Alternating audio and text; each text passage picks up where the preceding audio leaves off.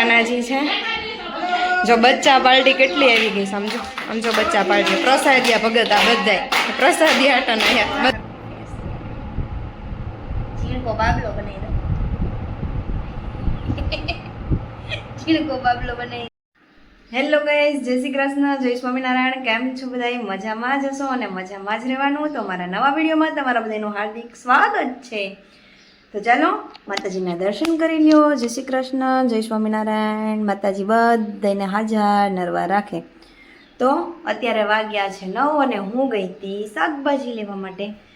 તો શાકભાજીમાં કંઈ બીજું સારું હતું ને એટલે ખાલી ટમેટા લઈને હું આવતી રહી છું અને એ પણ ખાલી બહુ સારા નહોતા ને એટલે 250 ગ્રામ જ લઈને આવી છું. અત્યારે વરસાદ બહુ છે એટલે ખેડૂતો શાકભાજી લેવા જઈ શકે નહીં વાડીએ, એટલે શાકભાજીવાળો ભાઈ કંઈ શાક નહોતો લાવ્યો સારું, બધું થોડુંક પડેલું હોય એવું લઈને આવ્યો હતો. એટલે મને ખાલી ટમેટા ગઈમાં થોડાક તો ટમેટા લઈને આવતી રહી.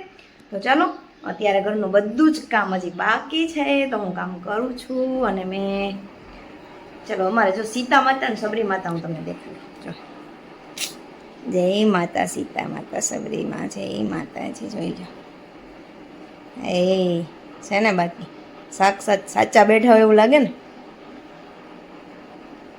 જય માતાજી. મને એકલું ન લાગે. સીતા માતા ને સબરી માતા. તમે કપડાં નાખી દીધા છે, 12 મિનિટની વાર છે. ચલો ધોવાઈ જાય પછી સૂકવી દેવી. ચાલો તો અત્યારે આ અપડેટ છે તો કામે લાગી જઈએ. બ્લોગમાં બન્યા રહેજો, કન્ટિન્યુ. ગાઈસ તો બધું જ કામ થઈ ગયું છે, જમી પણ લીધું છે, મજા આવી ગઈ. અને અત્યારે તો અમારે તો કંઈ વરસાદ છે નહીં, એકદમ ક્લીન થઈ ગયું છે, બધું સાફ છે વેધર. પણ સુરતમાં તો ગાઈસ બહુ વરસાદ પડ્યો છે, બહુ. બધાની જે નીચે દુકાનો હોય છે અંદર ભોયરામાં દુકાનમાં પાણી ઘૂસી ગયા છે. તો એ લોકો ઝૂંપડપટ્ટીમાં રહેતા હોય બધા, એ લોકોના ઝૂંપડપટ્ટી આમ પલ્લી જાય, પડી જાય, કોઈના ખાવા પીવાનું કાંઈ મળતું નથી. તો આવા લોકોની મદદ કરવી જોઈએ. તો અત્યારે અમારે તો એકદમ ક્લીન છે વેધર, એકદમ સાફ થઈ ગયું છે. પક્ષીઓ સરસ મજાના ઉડે છે, મસ્ત અવાજ કરી રહ્યા છે.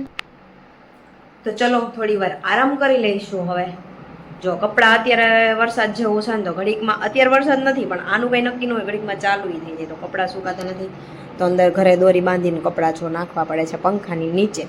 જોકે અત્યારે બધાને ચોમાસામાં આવું જ હોય, બધાના ઘરે ઘરે આવું જ હોય, એટલે મેં પણ સૂકવી દીધા છે. તો ચાલો બ્લોગમાં છેક સુધી બન્યા રહેજો, કન્ટિન્યુ. ચાલો તો આપણે મંદિર પહોંચી ગયા છીએ, દ્વારકાધીશના દર્શન કરી લ્યો. આ મોરલો આપણે રાજકોટથી લાવ્યા હતા, જો કેવો સરસ મજાનો લાગે. જય દ્વારકાધીશ. આરતી થઈ ગઈ છે. આ નાના કાનાજી છે. જો બચ્ચા પાર્ટી કેટલી આવી ગઈ સમજો. આમ જો બચ્ચા પાર્ટી પ્રસાદિયા ભગત આ બધાય પ્રસાદી આટન આયા બધા ભગત. જય ગણપતિ દાદા રક્ષા કર. ચાલો બધાને પ્રસાદી દઈ દઈ.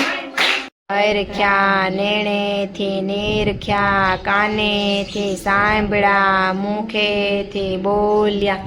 આજનો સત્સંગ શ્રી કૃષ્ણને અર્પણ. હૈયેથી હરખ્યા.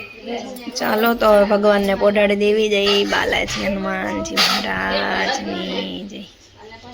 પડે દો પોઢાડી દીધા. તો મંદિરથી ઘરે જવા નીકળી ગયા છીએ. બહુ મસ્તીનો પવન છે, બહુ મજા આવી જાય એવું વેધર છે. જો રોડ ઉપર બધા બેઠા છે તો આપણે થોડી વાર બેસશું ને પછી ઘરે જઈશું. તો ચાલો કન્ટિન્યુ. જમી લીધું છે અને અમે બંને બેસી ગયા છીએ. અમે બંને વાતો કરવા માટે બેસી ગયા છીએ. તમારા વાળ બાળથી ઊંચા રાખવા આમ કંઈક તો તમારું ફેસ દેખાય. ઓથાલો કેજી કપાવવાનો છે?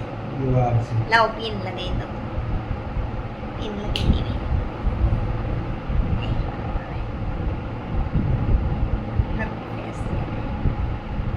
ચીણકો બાબલો બનાવી દો. ચીણકો બાબલો બનાવી દીધો. આપણે બે ઝીણકા જ છે નહીં હજી, એને ઝીણકું જ રહેવાય, બહુ મોટું ન થઈ જાય. બહુ મોટા થઈ જાય ને તો આપણી ઉપર બધી જવાબદારી આવી જાય. એટલે ઝીણકા હોય ને તો જવાબદારી ન હોય આપણી ઉપર બધી. એ મજાના ગમે એ ખાઈ પીને રખડવી. નાના હતા ત્યારે કોઈ પ્રકારનું કંઈ ટેન્શન નથી નહીં. મોટા થઈ જાય ને એટલે બધી જવાબદારી આપણા માથે આવી જાય. સારું તો હું તમને ગુખાણું પૂછું.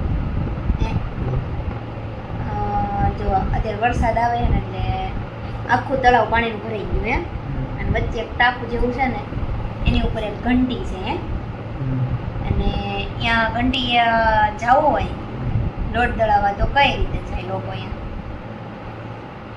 બધી બાજુ પાણી પાણી જ છે અને ત્યાં ટાપુ ઉપર એક ઘંટી છે, ત્યાં લોટ દળાવવા જવું હોય તો કઈ રીતે જવું? ઘઉં દળાવવાના હા, ચલો ગુડ આન્સર. આવડી ગયો હો ભાઈ કે. સારું ચાલો તો હવે બ્લોગને એન્ડ આપી જ દઈએ. અમારો બ્લોગ કેવો લાગ્યો કોમેન્ટમાં જરૂર જણાવજો અને ચેનલ પર નવા હોય તો લાઈક શેર સબસ્ક્રાઈબ કરવાનું ભૂલતા નહીં. ફરી મળીશું નવા વિડીયોમાં. ત્યાં સુધી આવજો.